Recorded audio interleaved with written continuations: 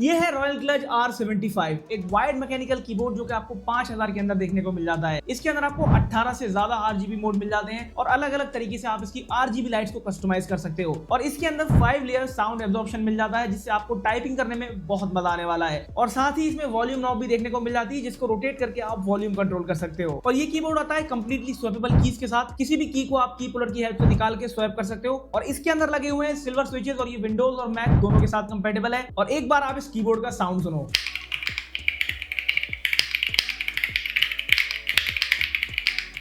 तो आपको ये मैकेनिकल कीबोर्ड कैसा लगा, कमेंट में जरूर बताइए।